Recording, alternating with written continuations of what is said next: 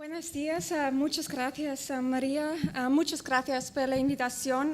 Para mí es un honor de estar aquí.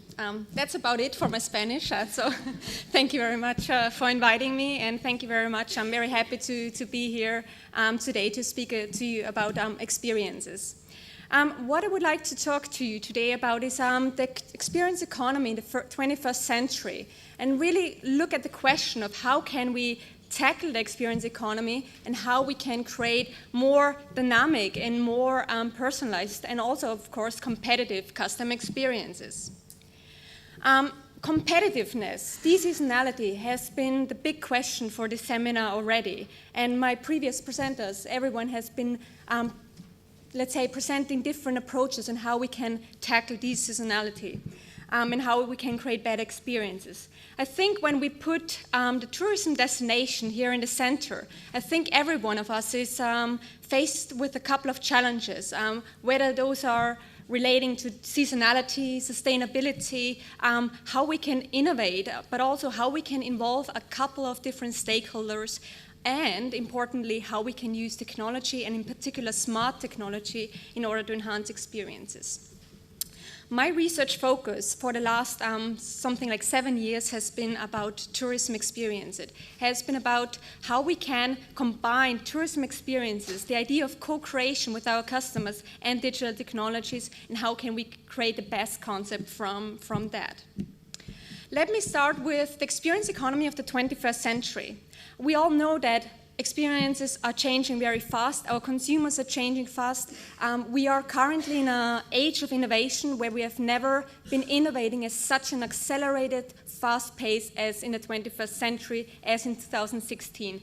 Companies are emerging on a daily basis. They're taking over the world. The same is true for technologies. There are platforms emerging that suddenly are there. We have never even, thought about it. Take, for example, Pokemon Go. It took the world by storm overnight, and suddenly it was there and everyone was looking into that. So what this means for us is that experiences are very much changing and experiences are very dynamic. And we need to be reacting in the same dynamic, but not just in a reactive way, but more of a proactive way. So experiences. Experiences we talk about a lot. We have put it into the center of what it is and what they are. If we go back to kind of why, the very important question, the why we talk about experiences, it's really that we need to understand that products and services are no longer enough. And I think we can all agree on that, okay? We do need to have very high quality product as a basis and very good services, but beyond that, it's really about creating those memorable and those extraordinary experiences. And consumers want exactly that. And when we tackle kind of the idea of why we want experiences, it comes all down to the idea of progression of economic value. We want to have a product or a service or experience, something that allows us to differentiate our offer. So I'm really going back to the basics here of Pine and Gilmore in the 1990s, where they introduced the idea that we need to differentiate our offer, we need to make it more distinct, we need to compete with our competitors on this level where we say, okay, let's go from, let's say, simple coffee beans to something, creating a whole experience around the concept of coffee. The same is true for any other commodity, any agricultural, industrial product. We really need to take it to the next level. And of course, when we do that, it's no longer only about price. Price becomes somehow secondary. Price is still there, and we still charge for kind of the experience we're providing, but we can charge much more because we can offer, as has also been said previously, we can offer distinct value. And at the end of the day, it's all about the value that we can offer to our customers. And if we think about that, look at the previous picture when we talk about the idea of coffee, when we talk about the idea of how we can create an experience, think something along those lines. Obviously, this is a picture probably somewhere in the Austrian Alps, where we're all sitting in something, let's say, maybe nice, enjoying a hot cup of tea or hot cup of coffee somewhere on a mountaintop, and you have a nice seat and blanket to enjoy a beautiful view. It's those extraordinary moments, those experiences that you experience in your life that you remember that this is what we try to achieve. And if we think about travel, we all want those extraordinary moments. Think about it. Do you still remember where you did your, let's say, your shopping last week? What did you buy a few weeks ago? Probably don't remember so much because it was more of an ordinary consumption experience. But if I asked you all, where did you go on holiday when you were a kid or a child? Probably 20, 30, 40, 50 years ago if I look at the audience here.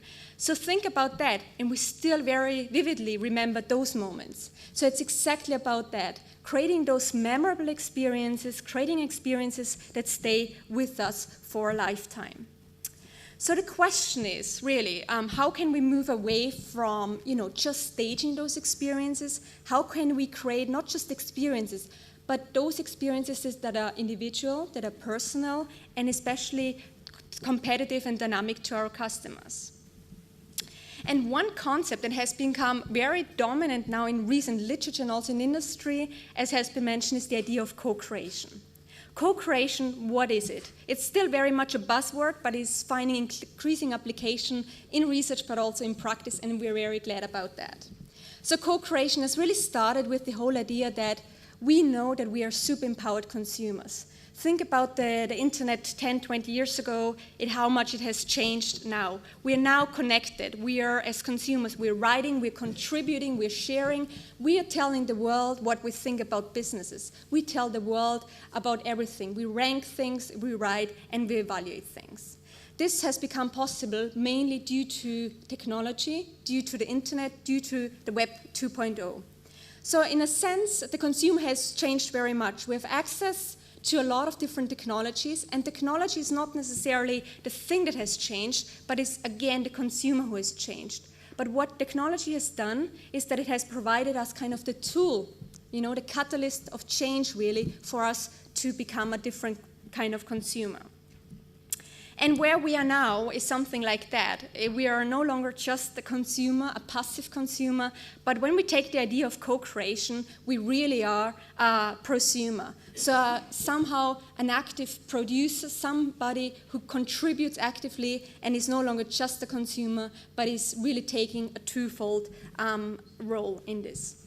So where does this lead us in terms of the experience economy? What we can experience really is a mindset shift. Our mindset is changing. Not necessarily that all the experience is changing, but we, as businesses, we need to make a mindset shift. Whereas in experience economy, what we said like 1990s, a couple of years ago, is that predominantly all the experiences were created by the company for the customers. The idea of staging. So we think as a business, we think about what experience can we create and how can we then stage it and provide it to the customer. Think about Disneyland. Think about thematic experiences. This is what we have done in the past, and it has worked out perfectly fine, and we're still doing that, of course. But in addition to that, we can see that those experiences sometimes are quite one-dimensional, sometimes quite company-centric. But co-creation has also brought us really a new mechanism for experience creation. And the key word here is with. We're now creating experiences and value with our customers. Not necessarily only for them, but in conjunction with them. And this has led us to a really fundamental change, a paradigm shift in the relationship between companies and consumers. It's about a two-directional way in which now we try to engage, in which we now try to create experiences together. And it can look something like that. It's no longer that we have distinct bubbles up here, where consumers are on the one side and businesses on the other side. But if you think of all the innovation process and also the great examples that we have heard earlier in the presentations, it's about getting customers and business together, getting them together in the middle where we have this big bubble where we say this is the market, this is the environment, this is where they meet and create experiences and value together. And the whole driving principle, if I'm going a bit academic for 1 second, is service-dominant logic. Maybe you have heard about it, but service-dominant logic is really the underpinning theory that says to us, well, essentially, what has changed is experiences can't only be packaged, but what we need to do is really co-create always experiences and value with our customers. I'll give you an example. If you think about the car here, what we have got, whether it's a BMW or something else, the car itself doesn't really have an experience. It doesn't create an experience. It only creates an experience once you as a user, myself, or you drive it. But for that to happen, the idea is that we need to have you present there as a consumer, and you need to integrate your own skills and resources. If you don't, that means essentially, if you don't know how to drive the car itself doesn't possess any value for you. It doesn't possess necessarily an experience for you. But what we can only offer is the car as a tool, and then you are the one, as an individual, who creates the value, and the better you probably know how to drive, the better your experience will be. So at the end of the day, it really depends. It's about individual experiences. What the businesses can do is simply provide the resources and the value propositions, we call it, for an experience to happen. And ultimately, it's the consumer who is the judge of the value. And the same is true for, let's say, mobile applications, tourism applications. If you think about Mallorca tourism app, if, let's say, I give it to my grandparents, they maybe not even know how to use it. So again, the app itself doesn't possess any value. But when it generates value is when you, as a tourist, use it, you integrate your own knowledge about, well, how to use an iPhone, for example, and then your value emerges while you're finding your own information, while you're looking and going around the destination. So this is just a little bit of an excursus into kind of the theory bits behind it, what we're working on. But if I can give one, let's say, point really to take away what has changed in this paradigm shift, like in a nutshell, I would say the consumers are the starting point. The consumers are the central element of co-creation. When we talk about experiences, we really shouldn't start with the idea that how can we make money and how can the company do something, but we should start always with the consumer. The consumer, and design the whole experiences around them, but mostly with them, okay? So this is the essential change if we say this is co-creation and this is what it's about in a nutshell. So the next point is technology. Obviously, I've been asked to provide a bit of an outlook on how now does technology come into this. Technology has been mentioned as a key tool of change in previous discussions. And how does technology really change things? Well, very simply, if we think about our own life, about all the devices that you've got in front of you, whether it's a laptop, whether it's a smartphone, whether it's a tablet, everyone is constantly surrounded by technology. We are surrounded by technology all the time, whether it's in our private life, whether it's in our home, whether it's when we go on a leisure trip, or whether when we travel, okay? That means that essentially our life has become connected, our life has somehow been tied to technology.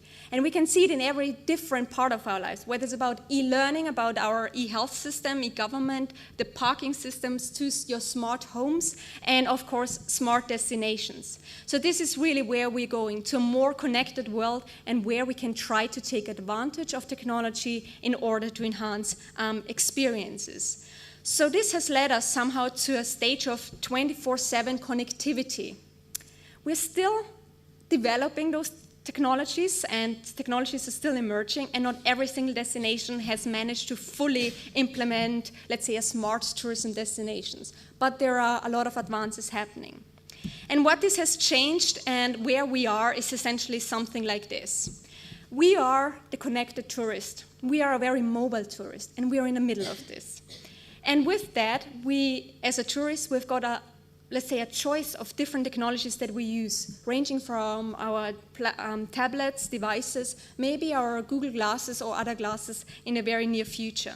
With that, as a tourist, obviously, if you go to a, let's say, new destination, you've got a lot of different tasks to fulfill. And with technology, we can enhance every single stage of our tourism experiences. So what technology has fundamentally done is somehow extended the tourist experience from being a concept or being something that we have just on site to any travel stage. So that means we can no longer say that when we travel and our experience starts only once we get at a destination. Let's say my experience of Mallorca didn't just start when I got here yesterday afternoon. My experience has started way back. My experience probably started when I was invited to come here, kind of the dreaming anticipation stage. Maybe the stage where I started looking into flights, where I started to look at the destination online. So my experience was already happening online before I physically got here. And the same is true once we're here.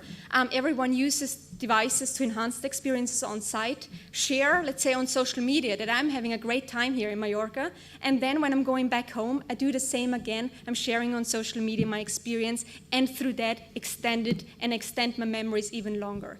So any travel stage really has technology enabled. The other thing is anyone. What does anyone mean? Even if you travel alone nowadays, it's not about you alone. You take your whole network with you, simply through this one device. You take your network with you because you are connected. You may be sharing your experiences through Facebook, Twitter, Instagram, Snapchat, whatever platform you choose, and you take the whole people that maybe look at that online, you take them with you as an almost virtual travel companion. About anywhere. What does that mean? Anywhere essentially means that information comes to you and comes with you. You no longer necessarily have to go to a tourist office to get information statically there. What you can do is simply take the information to where you are and where you need it, and also at the time you need it. And that is also why it's very important that technology has enabled real-time experiences, anytime experiences, because you're simply connected 24/7. So in a sense, what technology does, if we can summarize that, it's really about making experiences much more dynamic, making them much more consumer-focused based on the needs that you have at any given context, location, and any given point in time. So what does this mean? Technology itself is still technology. It's not, a whole game changer, but what it has done is it has provided us a catalyst for change. It has provided us the opportunity to rethink the whole travel process, pre, during, and post, and try to enhance small and very significant touch points along the customer journey and enhance experiences through that.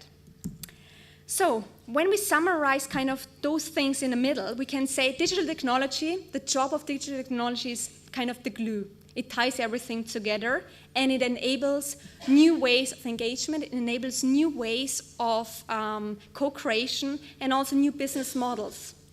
So what we have seen is that we still do B2C, business to customer. So that business model is still happening. But what we can also see is that increasingly we see C2C. All the talk about sharing economy and all that is essentially due to technology in a way because it provided the platform for people to simply connect. And now we can see the tourist consumer and other consumers simply connecting through that. But beyond that, I think it's very important that we take a wider A to A view. So essentially actor to actor or anyone to anyone. It's not just about B2C, and it's not just about customers and customers co-creating experiences, but it's also about different actors working together, whether it's locals, it's residents, it's the governments or other consumers. It's essentially an extended service ecosystem in which we now operate and try to create experiences together. So, how does this now look in practice? Well, some examples. Essentially what we can do, and if we apply this model, we can see this here. Smart tourism destinations is one of the main areas now for development where we're all working on. How can we enhance experiences? How can we personalize experiences through interconnectivity in a whole set of destinations? The other example is mobile applications, still very relevant, and especially if we think about the idea of SOCOMO or SOLOMO, so social context in mobile or social local in mobile, we can see that there's a lot of opportunity to really create context-based services and experiences that are relevant to the customers. We are creating those technologies simply for the use of the customer, and they then can create their own experiences and their own value by using those. So what we can see is that company doesn't always have to be involved in taking your hand and being there with you to create an experience. What the company sometimes can do is simply create these resources and tools for you to do so. The other example maybe I want to show is high tech and high touch. An idea is that technology doesn't have to be always in the foreground of our experiences, but sometimes it can simply be in the background. This is an example from a hotel in Switzerland where every single employee has an iPhone or an iPad, and they enhance every single touch point of a guest's hotel experience by personalizing the stay. They have a lot of information in the background, but wherever you go throughout the hotel, an employee kind of has access to information, they know things, and they can in the background create very, very good experiences while you're staying there. So again, the idea of employee to customer co-creation, not just having the company on the top, but breaking it down, empowering every single employee with the idea that we need to create experiences, with the idea that we need to use technologies in order to create better experiences. Sharing economy, another example. Let me just ask the question whether C2C is the new B2C. Well, it's debatable really, but what we can see is there is a lot of changes happening to traditional business models.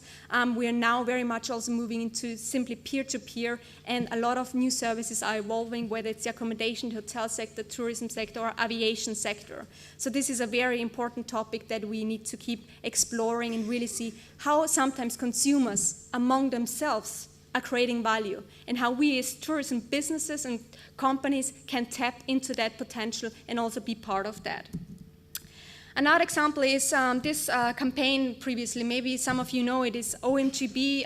It's essentially the Great Britain campaign of Oh My Great Britain, where they used a hashtag campaign to simply user-generate a lot of those extraordinary moments that people and tourists shared. And what the UK or Great Britain in that sense, as a DMO does, they don't generate pictures themselves. They simply give the customers the tool and say, we use this hashtag, OMGB, and you contribute. And everyone feels part of that. Everyone feels to be wanting to contribute to that and be part of that great movement where we say, let's share our amazing moments. Let's share our best extraordinary experiences. So where does this lead us to? The last couple of years have really shown from research we are facing digital technologies, we are facing an age of technology-enhanced experiences. And I want to share now the 12 factors that came throughout in our research of what that means.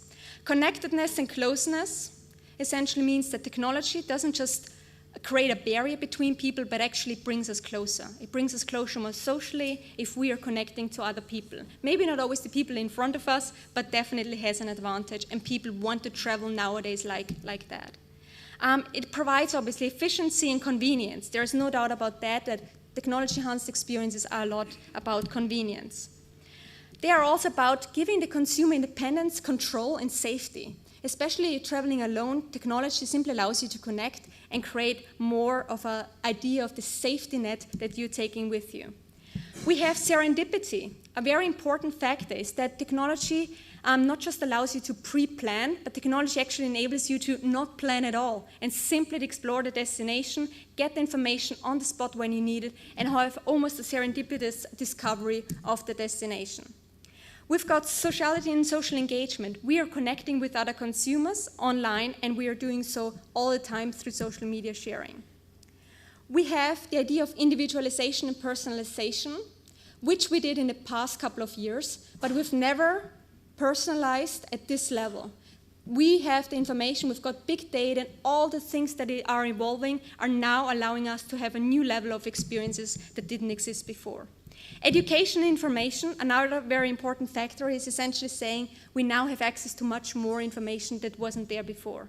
Augmented reality, suddenly we know, for example, what is the billing in front of you just by looking it through the application. We have locality and authenticity, again, going off the beaten track, experiencing authentic experiences. This might be through C2C sharing, but also through things like simply using mobile applications where you say, hey, this is something I wouldn't have even discovered or thought about because I didn't read it in an official guide. So again, the importance of customers involving. Novelty and playfulness and the idea of gamification is a very big topic where we now use elements of game design, of play, in better enhancing our customer experiences on site and gamifying different touch points of our experience. Ubiquity and unlimitedness simply means we can do everything at any time whenever we want it. Timelessness in real time means we now have no longer limitations to time. And the final factor, memorialization, means that technology allows us to store our experiences and make them more memorable for the future. Their experiences and the moments are not only lived while we are there, But by capturing those through pictures, sharing them through Facebook, people now simply preserve those moments and make them extended for the future. This is the technology-enhanced experience. The final thought I want to leave you with is a very critical question. And I must say, I'm a very much person pro-technology, and obviously I've spent the last couple of years just looking at technology. But still, I want to leave you with the question of whether we should always connect or maybe we want to disconnect, okay? Originally, travel has always been about the idea of us going somewhere, turning around our everyday life and going somewhere for relaxation and kind of resting and escaping from the mundane and escaping from home. But now that's not too easy anymore. So the other idea that is very strongly emerging, and also we need to consider for different tourism destinations, could really be a potential also perhaps for Mallorca. What about disconnected experiences? What about if we are maybe achieving a stage where we say we're connected all the time so much, why not disconnect for a change? And why not use the example of a destination that maybe is very remote, or some areas like Valdemossa, somewhere we say you don't go there for having a super technology connected experiences. Maybe you're going there for just disconnecting and just experiencing a great experience. Okay, so this connection, digital detox for hospitality, tourism, and destinations might be one of the possibilities also to tap into future. And those are just a few critical things why maybe it becomes important. If you're all familiar with those things, are we taking pictures for ourselves or the online audience? Are we still experiencing always our surroundings, or are we sometimes living maybe too much online? Are we sometimes physically present but maybe completely mentally absent? And we all know that picture. Or, are we traveling still as a means to refresh and recharge our batteries, or are we simply always connected 24/7 and there is no distinction between work and life and holiday? So, this is the reality. This is where we are. Technology is great, but maybe we need to change. And the last bit I want to share is, last week I have been into an extraordinary experience. I was at the College of Extraordinary Experiences in a castle in Poland. It really looked like that. It was a fairy tale castle. It was for the first time in my life that for 4 days, I didn't even look at my phone. I didn't need to look at the phone. I wasn't connected, but I was simply there. It was a completely immersive environment, something completely out of the ordinary. It was a castle, and we were all walking around with costumes and medieval things. But what this has shown me is sometimes it's also about disconnecting. Sometimes it's about really those experiences that are so extraordinary. Sometimes we simply need to take advantage of that and experience things. This is a picture of how everyone looked. It was an academic conference of a bit of a different kind, so everyone was really medieval. So, but I think those are the opportunities I wanted to share with you. At the end of the day, if I can summarize, it's about creating extraordinary experiences, memorable experiences, and we do those offline and also online. We are operating an interconnected service ecosystem where we are trying to connect actors and make best out of it, whatever tools we've got available. And at the core of this is the idea of co-creation. It's not about simply providing experiences, but about creating customer experiences with our customers. And this can lead us to better competitiveness, maybe having experiences out of the season and simply having a great time for our customers and be maybe a bit better than our competitors. Okay, thank you very much.